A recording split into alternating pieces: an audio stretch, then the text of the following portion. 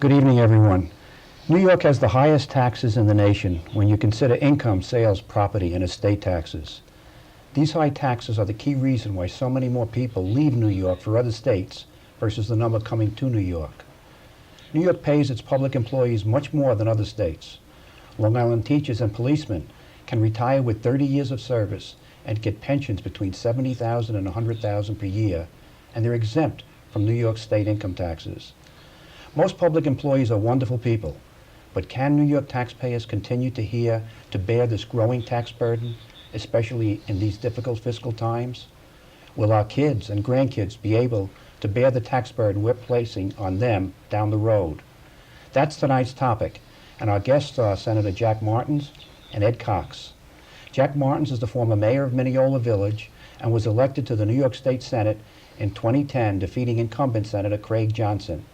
Jack has a law degree from St. John's Law School and with his wife is raising 4 daughters. Ed Cox is an attorney and was elected chairman of the New York State Republican Party in 2009.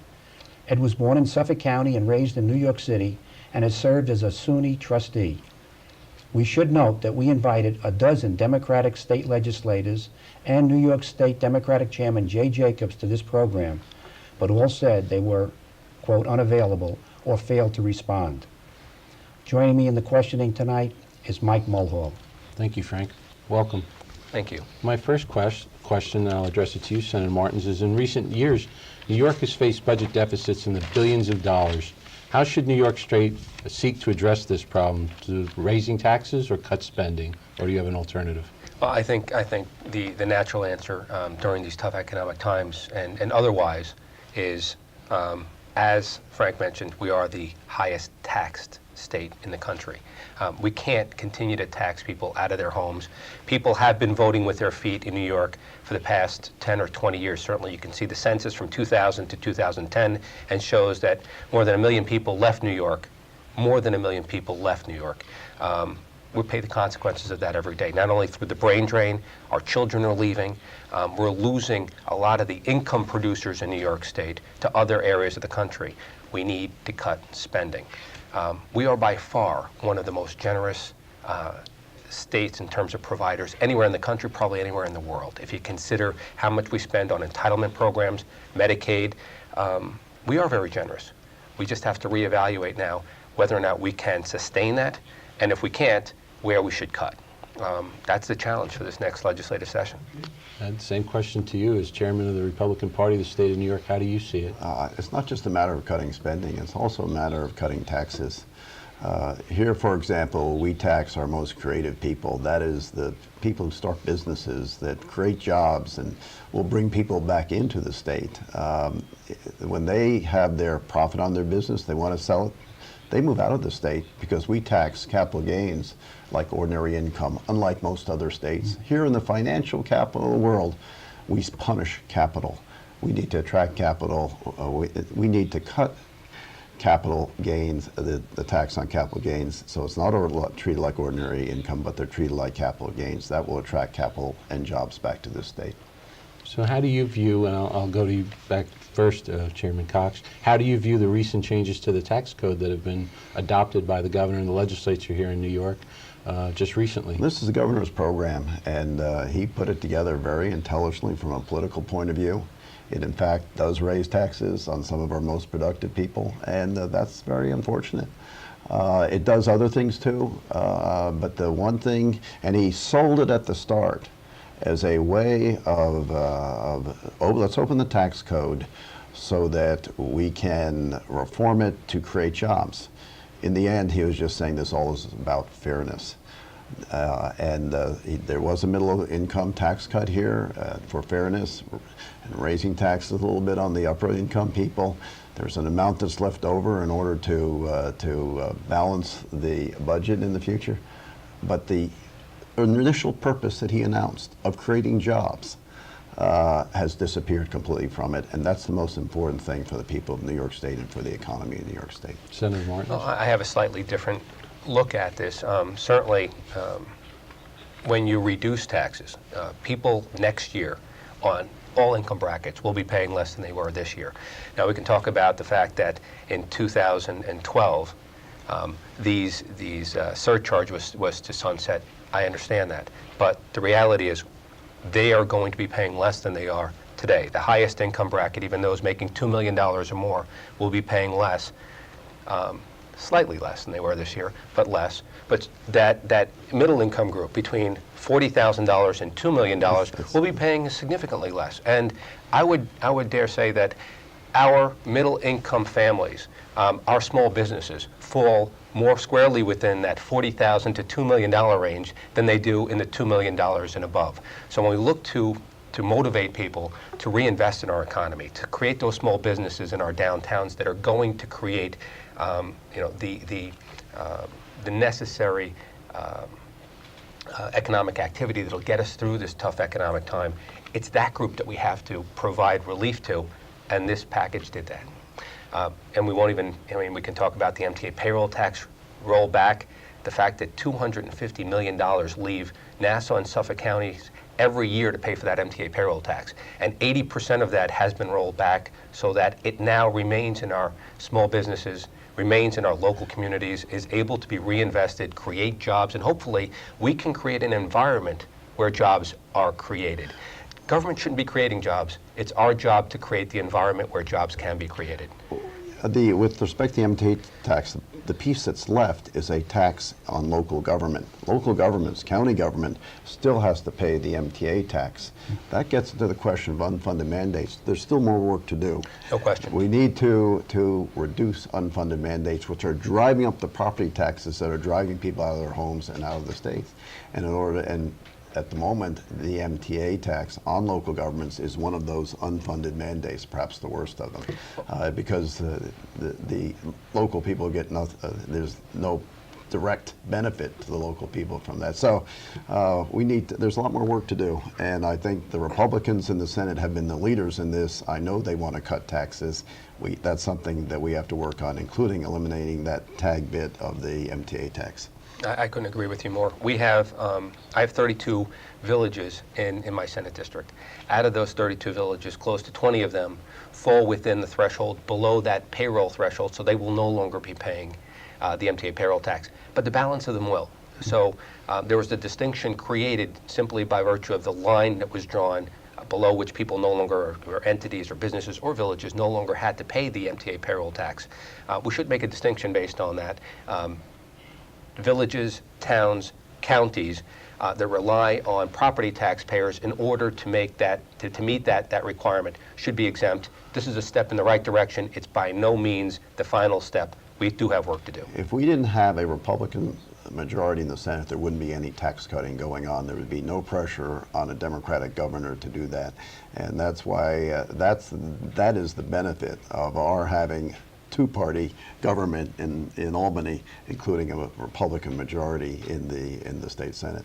Just a point of clarification on the MTA tax. Were public schools and private schools required to pay that MTA tax? Originally they were. As part of this legislation, they no longer will. Wow. Public schools were being reimbursed. They were paying and then being reimbursed the following year, sort of lending the government money for a year, interest-free, by the way. Through this legislation, they no longer have to pay it, which is, I think, a benefit to our local schools. Okay, and private schools too, it's eliminated? All schools. New York's budget, practically every year for decades, has increased year over year by a rate much, much higher than the CPI, than the rate of inflation. The two biggest components of our state budget are healthcare and education. Let me just focus on healthcare first. I'll begin with you, Senator Martins. Sure. What areas in healthcare would be able to be reduced and without harming poor people and people that need healthcare? Well, it's a tremendously complex issue and question. New York State spends $65 billion a year on Medicaid spending. There are 4.9 million people. That's about half the budget. Approximately half the budget. And there are different components to that. Does that include the county's payment? Part of that is the county's payment. Part of that is the federal payment and component to Medicaid. But overall, it's $65 billion. There are 4.9 million people in New York State out of 19 million people who are Medicaid recipients. time and again, when we've reviewed the issue of Medicaid and reviewed the issue of cuts to Medicaid, it has been on the provider end. So we've asked our hospitals and our doctors to take on the additional responsibility and cut their reimbursement rate. I think we've gotten to a point where we see hospitals failing, certainly in our inner cities, in our poorer areas, and we're doing ourselves a disservice if we consider continuing to cut providers as a means of continuing to provide a service that needs to be overhauled altogether. We have an obligation to continue to provide for those who are least fortunate, but I think everyone would agree that our system has grown to a point where it does need to be reevaluated. We provide by far the most generous Medicaid system anywhere in the country. Our spending outpaces California and almost California and Texas combined, which are the next two highest providers for Medicaid. It's a reflection of how generous we are as a state, but at the same time, it's not sustainable. Certainly, we can see that our state has gotten beyond itself in those areas. It's going to be our challenge moving forward, continuing to provide for those who require it, continuing to understand that we have to fund our providers in order to keep our institutions viable, while at the same time cutting back on the spending because we simply can't continue to spend what we've spent up to this point. Well, let me ask. Let me just add something Okay. to that. The amount of fraud in the Medicaid system was estimated by the New York Times as being 10% of it. That means you're talking $6 billion of fraud. And it's the governor's responsibility to go after that fraud. He has not yet made that a major element in his political program, in his governmental program. He should be having a very strong inspector general who is going after that amount. That it would be huge savings and improve the system in the process. Well, I know we want to get rid of fraud, but let me ask about two specifics. I was really trying to focus on specific suggestions for cutting costs without hurting the poor. Let me suggest two things and see what your reaction is. One would be tort reform. Everyone knows that there are many doctors, not all, many doctors who are so worried and concerned about being sued for not taking all the steps necessary that for many cases where 1 or 2 tests might be required in 98% of the cases, in order to cover themselves for the other 2%, they have them take another 5 tests, just so that they'll never be sued. If we instituted some form of tort reform that would protect medical providers, doctors and hospitals and nurses, that might cut some of the costs, because a big part of a doctor's costs are paying his health insurance. And a second suggestion, different, but I want to get both your comments on these two, would be, and this is just a thought, a suggestion, one of the biggest areas of healthcare costs in New York State for Medicaid is nursing homes. For senior citizens who then get placed in a nursing home for Alzheimer's or for some illness, some serious illness, and they don't have any money to pay for it. And there's a look-back period, I think it's 5 years now, but they have no resources, they haven't shelled out anything, so they've got to go to the state and have the state pay $120,000 a year for a nursing home. What about offering an alternative where if the family of that person who qualifies for Medicaid, has to qualify for Medicaid first, qualifies for Medicaid, maybe if we paid the family $3,000 or $4,000 a month to care for that patient, if it's able to be done without jeopardizing the health, they'd probably get better care. I mean, 90% of healthcare providers in nursing homes, wonderful people. 10% could care less about the patients they're caring for. I've heard that over and over again. 90% are wonderful, 10% are problematic, and it can lead to grief for someone in a nursing home, whereas that's less likely to happen if it's the family caring for the person. So let me get your thoughts on tort reform and that nursing home suggestion. Before I get to that, and I will, I think that there's an opportunity here as well to add an accountability overlay to our Medicaid system. The idea of requiring identification, being able to add a component of verification to our Medicaid system, that was removed 2 years ago when the legislature was controlled by Democrats in both the Assembly and the Senate. All of Albany was controlled by Democrats. And that was the problem. And they removed the requirement that there be accountability in the system. So now when we complain about fraud and abuse, I think it makes more sense as an initial step to look at reintroducing accountability.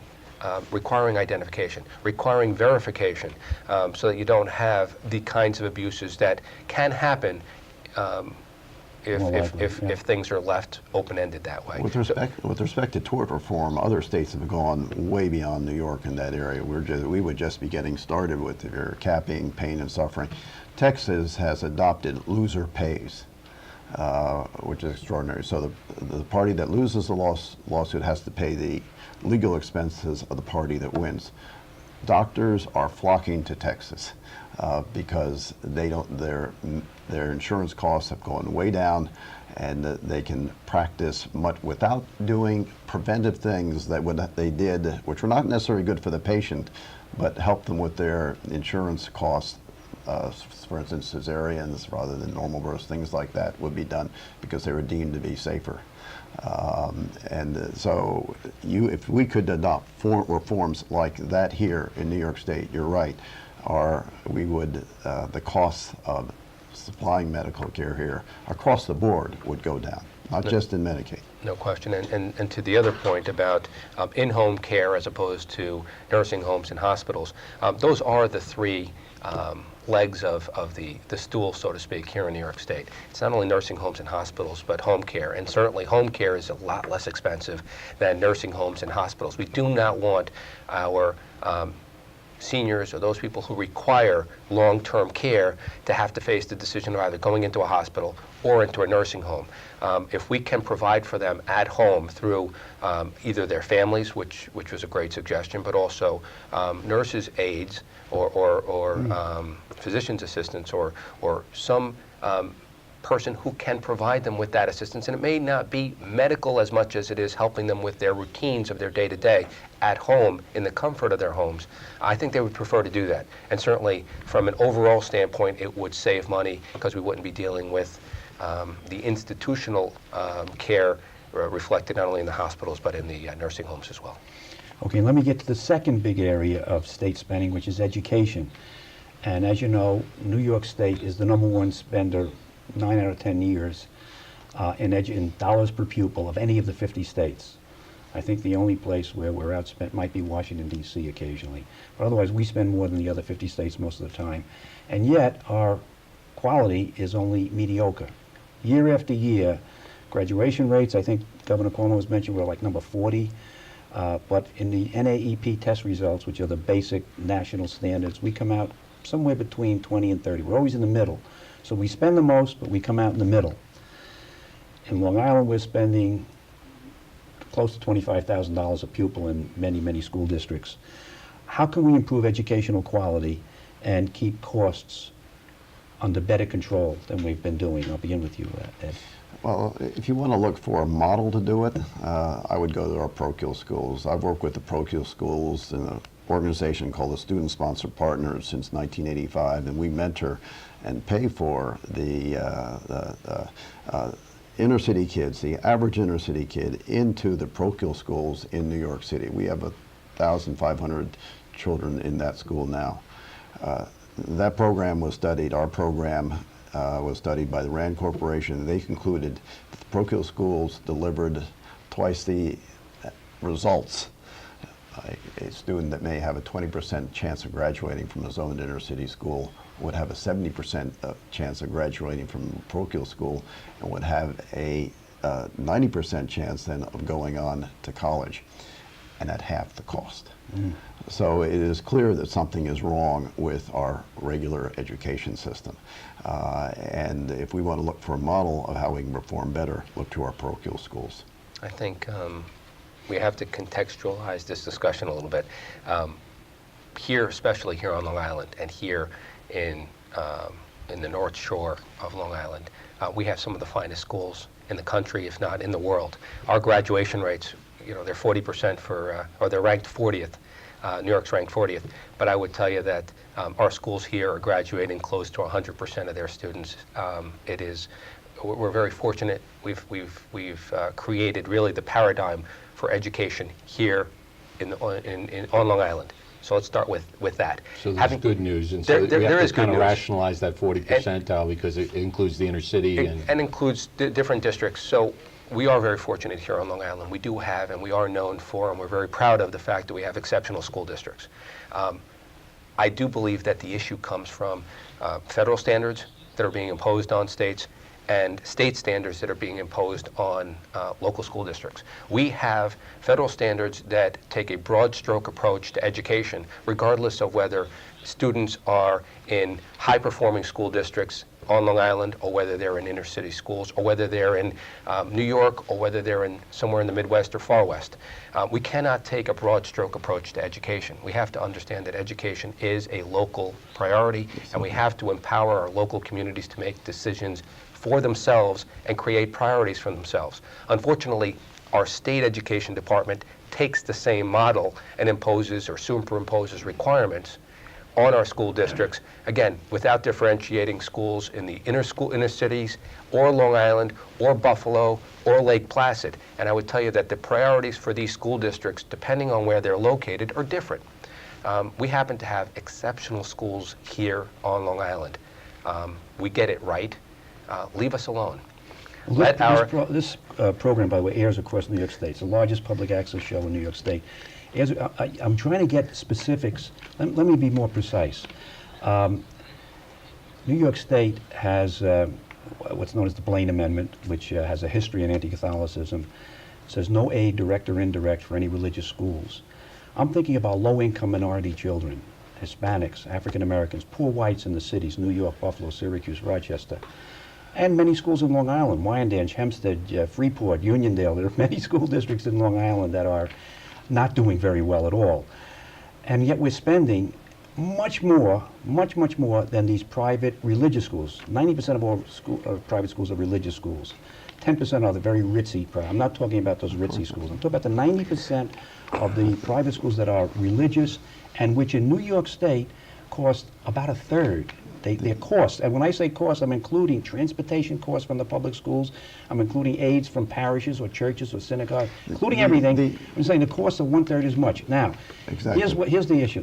There's been a bill proposed for 15, 16 years by, most recently by Senator Marty Golden.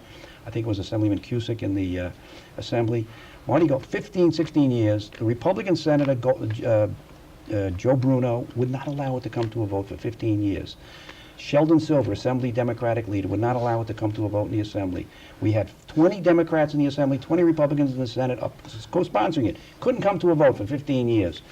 The reason I found out, without identifying 4 separate sources who had a knowledge of this, was that the teacher unions opposed it. I said, why would the teacher unions? It was a bill that provides a 60% tax credit for donations to a public school or to a private school scholarship fund that provides scholarships for students in 2 or more private schools. This is the But let me just finish the details of it. What they told me was that the teacher unions wanted the private schools to close. Now, Dean Skelos, for the first time, the Republican leader in the Senate, June 21st, 2011, allowed it to come to a vote, and it passed 55-7. Sheldon Silver is not allowing it to come to a vote. But the Republicans in the Assembly are not talking about this. I know you're a senator, but why aren't the Republicans alerting the minority voters in our cities and in Long Island and elsewhere that it's the Democrats that they're voting for who won't allow this bill to take effect and that will help them get quality education? Well, look, I think the Blaine Amendment would be a very good campaign issue. The Blaine Amendment does not prohibit opportunity scholarships, that's what we're talking about, or the tax credits that we're talking about. There are different ways of doing this, but there's no doubt when you have parochial schools that are doing twice the job for half the cost, we should be encouraging them, not discouraging them. You can means test it if you want because of some of the private schools where people are wealthy enough to pay their own, that's fine.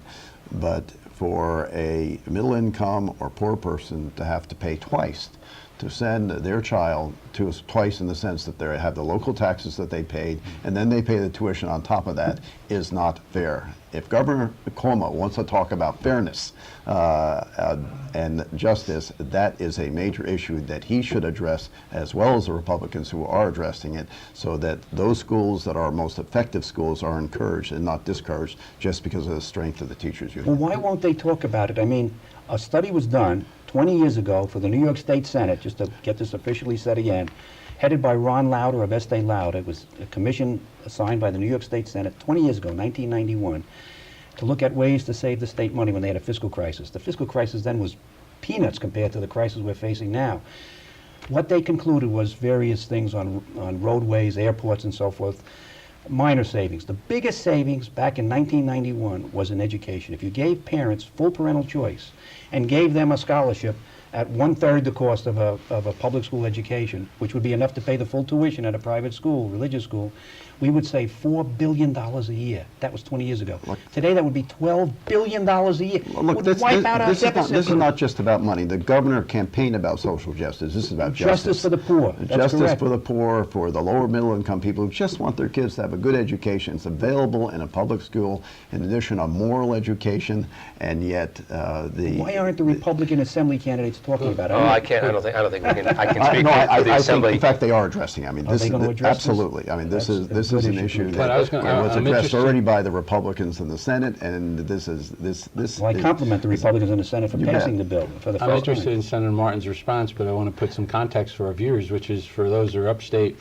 We've had 6 Catholic schools here closed in Long Island recently. That's by a the Just tragedy. announced this week. That is a tragedy, and just to go back to the point Frank made earlier, I believe, having done some research on this, there's about 400,000 to 500,000 students who essentially are going to private schools in the state of New York, and if the private school system was to collapse or erode further, the loss to state taxpayers would be significant. It would be in the billions. I agree with you. I was a co-sponsor on that bill that you mentioned, and certainly anytime we can incentivize private investment in public or private school, it's worthy of us to do so. To your point, though, I mean, property taxes, 2/3 of them we know is public schools. And, Of and all we're of our talking about having to open up more public schools if the Catholic school system collapses or the private school well, system let's collapses. start with one example. St. Martin de Porres. You familiar with the school in Uniondale? Exclusively the enrollment in that school is exclusively from the local community. That's the Roosevelt community. If you're familiar with the Roosevelt School District, it has been a perennial cause for concern in New York State, locally and on a state basis, because it is a school district that has been failing over the years. The Marianist community, Kellenberg, opens up this school in the middle of the community. They bring in children from the local area, and those kids are succeeding. It can happen. We don't have to discount areas that are socioeconomically challenged. But I think the point you made is correct. We have to understand that if our private schools, if our parochial schools close, and we have 6 that are closing now, and those children go into our public school districts, our public school districts are ill-equipped to Meet the demand. to meet demand or absorb those additional Property students. taxes go. I've asked superintendents of schools in my district how many, and I always ask, how many students are attending private schools who would otherwise be eligible for public schools? And we have to contextualize that. If you have 600 students who are attending private schools in a public school district, the idea of 600 students returning to a public school district is overwhelming. The school district, I mean, that's the equivalent of 30 new classrooms, the equivalent of 30 or more teachers. The fiscal implications of that in a real sense can cause incredible chaos in a local school district. It happens school district after school district where a good number of those children who are otherwise eligible for public schools are attending private schools. It's a fact. Let's understand it. Let's contextualize it. Let's realize that far from sucking up resources that would otherwise be there for our public school students, they're in a sense supplementing our public schools by not attending the public schools, and realize that there's a real benefit of having this system. Not only do people have a priority, should they choose to, for religious purposes, have their children taught in a religious setting, but also there is a tangential benefit to the local school district, purely in dollars and cents. There's another benefit too, and that is by having an effective parallel school system, it creates competition, and the competition is good. For the public And if schools this as well. works in a parochial school, why shouldn't the public school system do it? When they don't have a captive monopoly, they have to improve. Exactly. So there are other intangible benefits to having a very effective parallel system that, in fact, is challenging the regular system. The regular system could challenge the parochial system. Whatever is best, that's what should be done for our children. We're at the midpoint of our show, believe it or not. See, you're wondering earlier if this was a half-hour or an hour show. It's an hour-long show. We're at the midpoint. You're watching the American Family Association Presents. We have guest Senator Jack Martins and New York State Republican Chairman Ed Cox.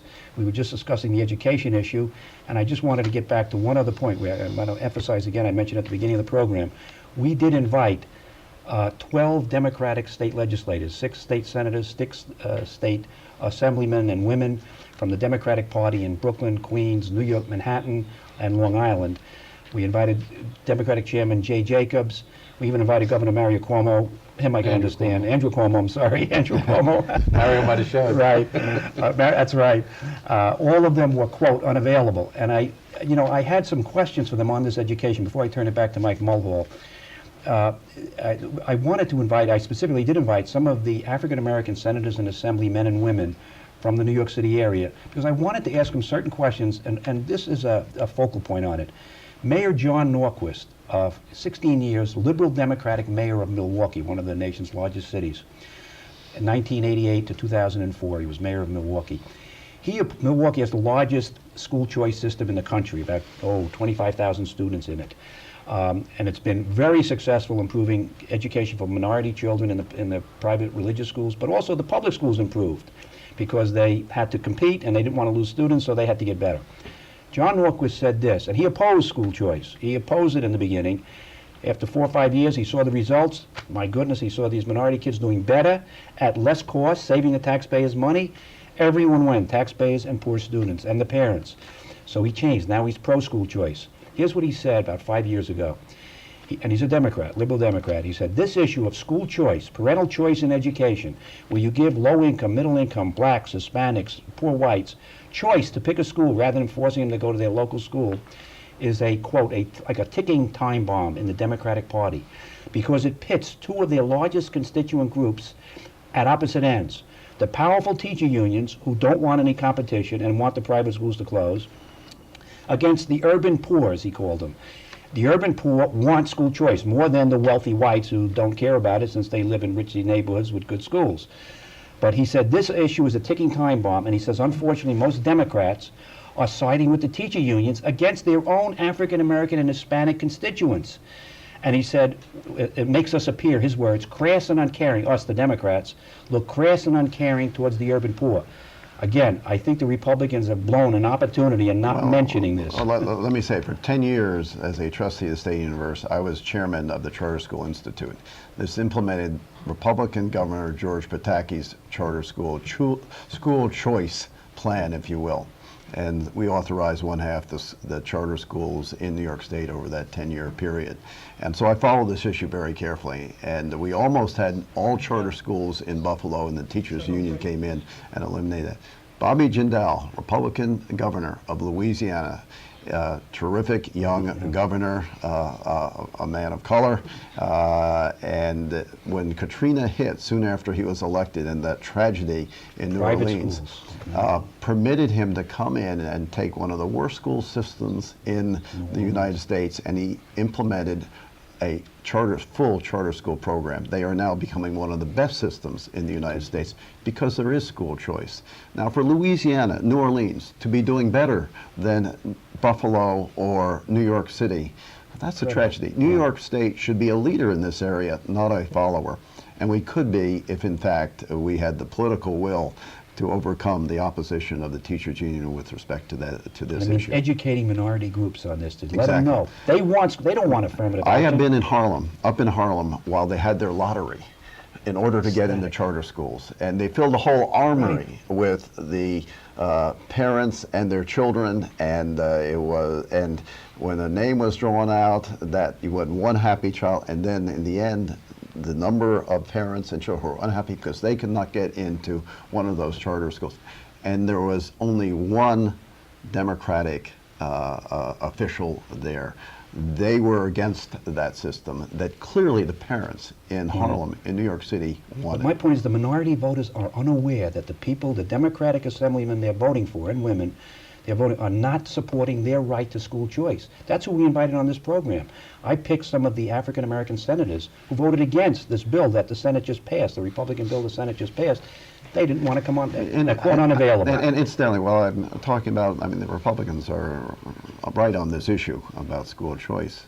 I'll give credit to Dave Patterson. I worked together with him on this on the Former charter governor of school New issue. York, former governor state senator. and former state senator. When he was a state senator, he was right there He was. for charter schools. So this can be a bipartisan issue. That's right. Which has proven to be effective. I think we would all agree that education is the great equalizer in our society. Regardless of what your background is, regardless of where you come from, regardless of where your parents came from, education provides us with the opportunity to aspire to whatever we want. And the idea that children who are live in socioeconomically challenged areas where school districts perhaps do not have the same performance levels as other school districts in more affluent areas are being constrained from success as a result of that status, and options are not being made available to them, is really immoral. And we have an obligation to understand that this, through education, our children will have a better future, regardless of what their past may be, their parents' past may be, or what their current realities may be. We owe it to all children, regardless of socioeconomic status, to make sure that we provide them with the best system possible. Look, the promise of America is not equal outcomes, but equal opportunity. At the core of that is a good education. But the key is you got to for alert those every minority American parents child. that the Democratic Assembly people they're voting for and senators they're voting for are opposed to school choice because they're siding with the teacher unions against their own people. Frank, That's the key. I would just correct you and say we have to alert all parents. parents. And frankly, Okay, I agree with you. across the board, because people are Taxpayers rarely in our busy lives, we rarely have the time to understand the political realities or the political dynamics that occur sometimes behind the And scenes. just for the record, my mother, my wife, a daughter, and two daughters-in-law are teachers. I love teachers. I'm not against teachers. I just want to see quality education, and I want to s- save the taxpayers And some so money. do they. So do the Every teachers. teacher, Right, they're every wonderful teacher people. in New York State has made teaching a vocation. They're They wonderful. care about their students. They care about results. They want to make a difference. Every teacher wants to be that teacher who 20, 30 years from now, when you think back, and we all have them in our lives, you think back and you can remember that one teacher or those two teachers who made a difference in your education. Every teacher wants to be that teacher. And so let's understand that it's up to us to provide that teacher with the environment that allows them to be that teacher. And I think oftentimes it's New York State, through our own regulations, that are failing our teachers in that regard. Incidentally, as the trustee of SUNY, I have to say, SUNY has in many ways failed with respect to teacher education. We need to have better teacher education process. Well, not so much emphasis on pedagogy, but emphasis on training the teacher, giving the teacher the tools to do well in the classroom, which is much more important than teaching them pedagogy. So we have a way to go in preparing and training the teachers to do well in the classroom. Well, let's switch gears a little bit, because this is an issue that I think resonates with the public as well, and in large part it has its genesis with high property taxes here in Long Island, but throughout the state of New York, that are associated with the cost of funding school education. As most people in New York are aware, 2/3 of their property tax bill, approximately, is devoted towards public school systems. And so recently, New York State passed a new tax cap, and I want to get both of your views in terms of how the new tax cap will limit budget increases to 2% unless it's overridden by at the ballot by 60%. I have had my discussions locally and otherwise with the concept of the tax cap, or the reality of the tax cap. There has been a sense that a limit of funding for education will hurt education, and the converse, that the more money we spend on education, the better the result. Both are myths. So let's try and demystify this issue. A 2% cap in this context, I think, was a phenomenal success. It has been a Republican priority for for years, if not for generations. For the first time in New York State history, we were able to pass a 2% cap, not only for school spending, but certainly for municipal spending as well. For me, that 2% cap requires a certain dialogue take place at a local level. You have to explain where your budget is going, how you're spending your money. It requires that dialogue where in years past, the need for that dialogue was sometimes absent. If you go and you look at historic spending on education and pick any school district, go back to 2003, and you look at what we were spending in 2003, not only from a local tax levy, but also the state-funded portion of that. And you go and look at 2011 and look at the local tax levy and the state aid to the local municipality or the local school district. You'll see that there was a significant increase. Record amounts of monies were spent on education between 2003 and 2008, with increases not only in state aid, but also from the local tax levy. You'd also see that our student population is flat, the number of teachers are flat, yet that increase is significant. I've asked a question rhetorically, where did the money go? How are we spending our money? Because if we can determine how that money has been spent, we also then can readdress those issues that need to pull those monies or those cost drivers back. I would dare say that a good portion of the cost drivers over the last 8 years have been state regulations, with special ed, imposing, again, a one-size-fits-all on our local school districts, regardless of their own success and regardless of the needs of the local community. So what was the purpose behind that reform then? What's the driver of that reform if it's not truly benefiting the committee, or the community? Which reform? Well, the reforms that are being placed on these schools to have the one-size-fits-all. Oh, the race to the top, or the No Child Left Behind reforms. Again, it's a one-size-fits-all. There was money that came to New York State as a result of that. I think that the federal monies coming to New York were spent not in the classroom, spent on consultants. It did not make a qualitative difference in our children's education, yet they have now handcuffed us to a system and to a requirement that doesn't necessarily fit our local mode of And education. you did increase the number of charter schools, I think, in part to get that money, didn't we? It did, but frankly, it's a heavy price to pay for the kinds of restraints and costs that are being imposed on our local school districts. When you look at APPR right now and the intent of an evaluation system that has been imposed on our schools, I think everybody would agree we want that kind of accountability in our classrooms, in our review. I would, I guess, challenge everyone to go and look at the regulations that were spun from the legislation.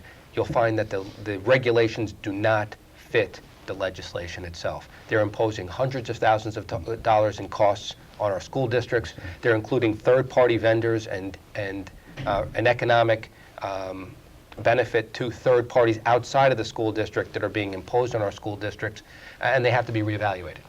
Senator Martins is talking about unfunded mandates, and it's fine to have a property tax cap, but if you have unfunded mandates, then you're going to have to break that 2% property tax cap.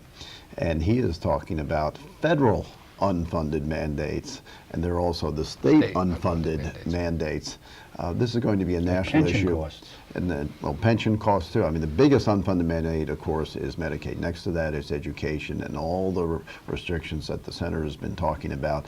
The federal layer, the state layer, those need to go. And this is a major issue in the upcoming presidential campaign with respect to the federal, and it should be a big issue here with respect to right here in the next legislative session about doing something about those unfunded mandates. I think it needs to be. In the context of a 2% cap, we also have to reevaluate those requirements that the state has imposed on our local school districts, towns, counties, villages, and as we go through this budget process, and remember, our budget will be passed before April 1st. Our school districts will not be voting on their budgets until May. I think the discussion of mandate relief, not only educational mandate relief, but local municipal mandate relief in the context of providing the ability for our local communities to succeed within the tax cap. is going to be a And priority. let me say, this is something we were working on, bringing in the county execs. We have 13 of the 17 county execs are Republicans. And they came into Albany at the end of the last session to work with our senators with respect to these unfunded mandates. And then the governor dropped on top of the legislature the issue of same-sex marriage. And that killed any discussion of anything else, took all the political energy mandate to relief. working on that, and mandate relief did not get done in that crucial first session because of what Governor Cuomo did with respect to same-sex Same-sex marriage. Well, let's turn our attention to another topic. Made many headlines recently, but many New York State public union employees have been milking our pension system for decades, in particular adding overtime to their final 3 years of pay and thereby increasing their pensions. Long Island public school teachers now receive pensions of $70,000 or more. Our police officers get pensions of $80,000 and more. Isn't there a clear need for reform, pension reform, such as requiring public employees to pay into their pensions and limiting the amount of taxpayers are required to pay? I mean, in particular, the most recent examples that received a lot of news were Long Island Railroad conductors who were retiring, abusing the system, getting six-figure retirement pensions, and also claiming Disability. disability.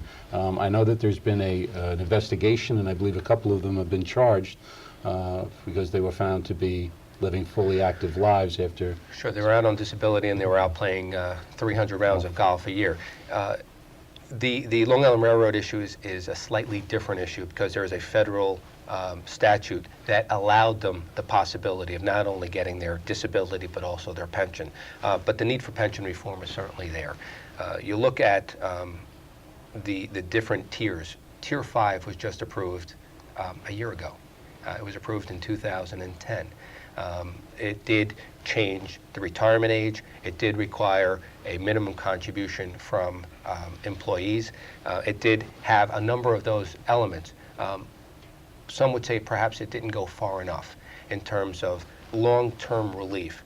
The reality is our cost structure as it is currently configured is unsustainable.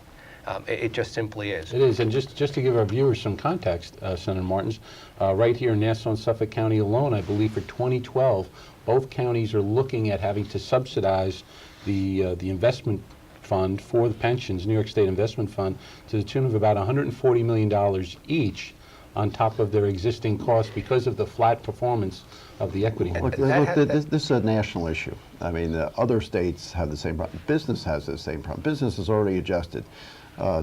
20 years ago, everyone had a defined benefit plan in business. Now, business universally is defined contribution plan.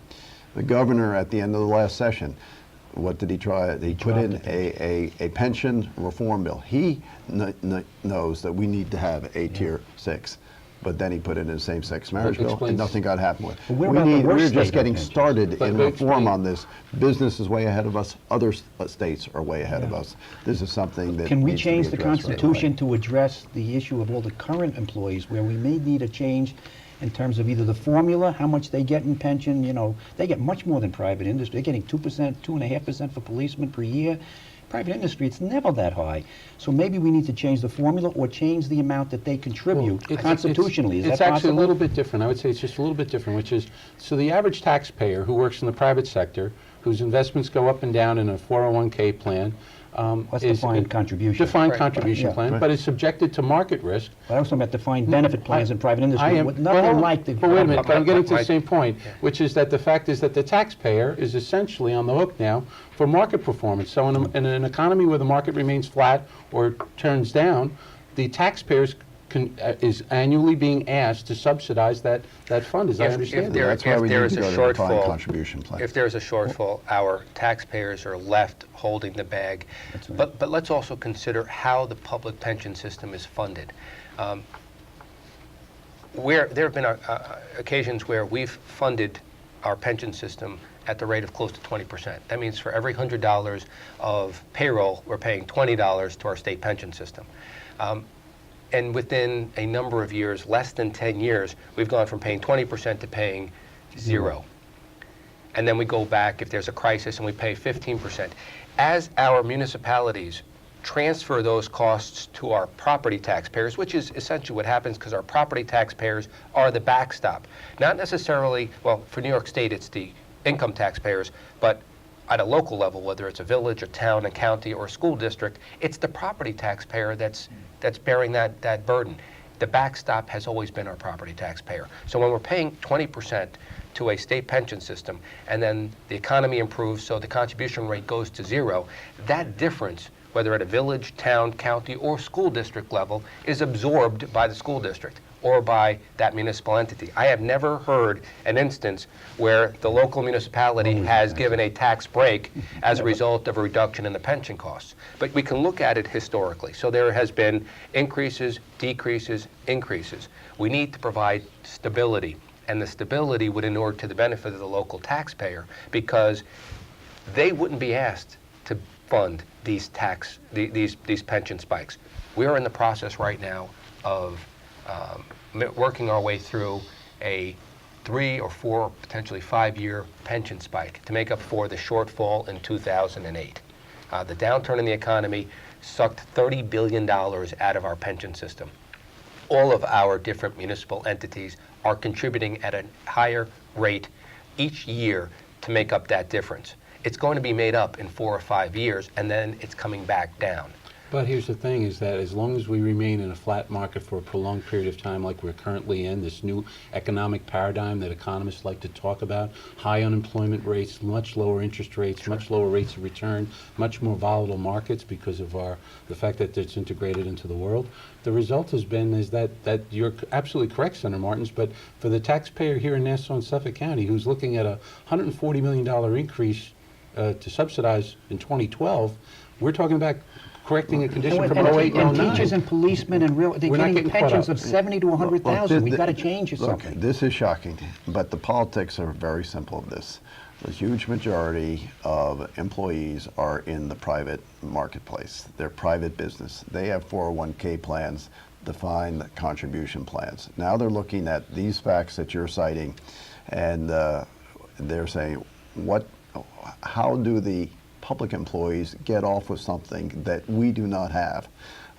In the end, the politics of this are on the side of changing this. It will change.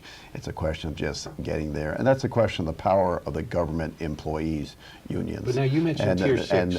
But the voters in the end will decide this. And when this becomes an election issue, this is going to get changed. Let me get on to, we don't have much time left. Let me get on to, because I personally, I'm skeptical that it's going to. It will change. I'm glad It most has of my to kids have change. left the state. I think New York is hopeless in all honesty. My kids are here. They'll stay here in New York. Go ahead. Okay, I feel bad for future generations. It's not my generation. It's your young Jack Barnes. We need real change here in need New York, change. and this is one of the many things we need to do, and this is where the Republican Party needs to be out front on And I these don't things. think they're going to win. I think the public employee unions are so powerful. I think they control the state, and I've seen numbers. We have many more public employee unions members who vote in our state than do other states. Much higher percentage. Frank, I have faith in the people of New York State. There have already been huge changes. Ever since the Democrats controlled everything in Albany after the 08 elections, every election cycle we've had huge wins for the Republican Party here. In 2-1 Democratic Westchester County, Rob Astorino, fiscal conservative, social conservative, one of the most liberal counties in the country. He wins the county exec. We won legislative. But I got to see the Republicans. Skelos did the right thing with this other bill. But in the past, they haven't. The Republicans have been as fearful of the unions as the Democrats. I'm hoping it's changed. Let me say, in the next 2010 elections, we picked up 6 congressional seats. Right. We picked up that seat in Brooklyn and Queens in last September. 3-1 Democratic. Hadn't had a Republican since 1923. All those inner suburb Democrats voted Republican. The Jewish vote was split. Things are changing. Okay. We've only got about 3 minutes left. Let me give you one final question here. Before you go there, I have to respond to one thing. Okay. Without the Republican majority in the state Senate, without yeah. Senator Worse. Skelos as the majority leader leading that conference, we would not have had the budget we had this year. We would not have had the reforms we had this year. We wouldn't have had the tax cap we have this year, and we wouldn't have had the tax cuts we had. So Probably right. The Triborough Amendment, which is the worst limitation on our school boards. In other words, when the teachers union negotiate with school boards, Triborough Amendment continues the step increases that the teachers get in their past contract, which is now expired. So the teachers union are under no pressure to settle with the school boards. They're going to hold out. They're under no pressure because they keep getting their step increases of 3 to 4%. We need to change the Triborough Amendment, and for the benefit of the taxpayers, so that our school boards, who are negotiating on behalf of the taxpayers, they need to have the teachers union under the same pressure that they're under. It's not like that today. The teachers union are under no pressure because they're getting their increases, regardless of any new contract, and the school boards are under all the pressure from the parents and so forth. Why don't we eliminate the Triborough Amendment of the Taylor Law, which continues the step increase for public employees when their contracts expire, or should we not eliminate it? I don't think we need to eliminate it. I think we do need to address those concerns. If there's one theme that I've gotten from our superintendents and our local boards of education as I meet with them, and I ask them, if you had to pick one mandate that you need relief from in order to live within the tax cap, what would it be?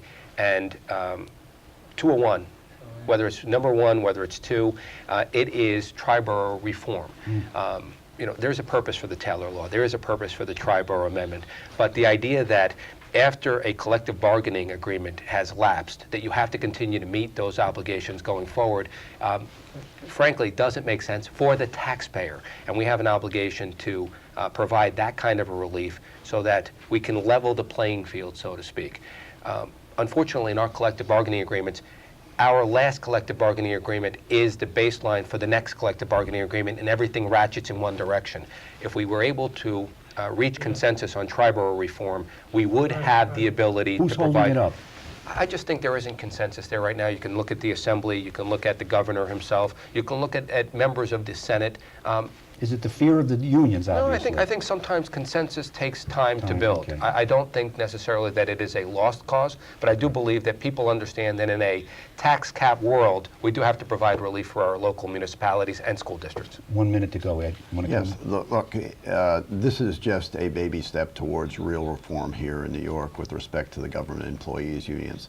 You look at states that we compete with, that is Pennsylvania, Ohio, Michigan, Wisconsin. All these states have a Republican governor, Republican legislatures as a result of the last election.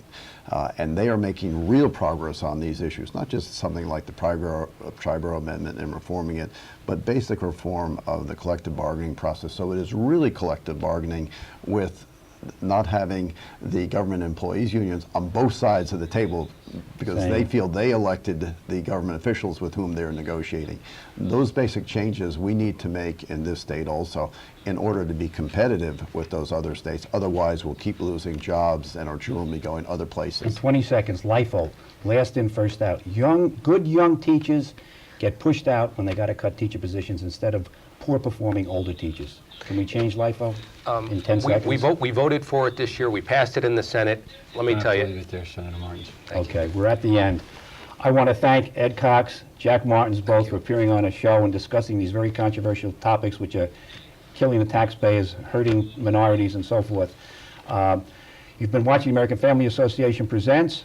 If you have any questions or comments, please write to us at AFA of New York, P.O. Box 203, Port Washington, New York 11050, or call us at 516-944-3544, or visit our website, www.afany.org. You get our complete TV schedule there.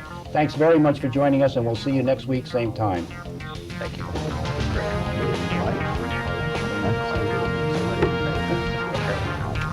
Great to see you.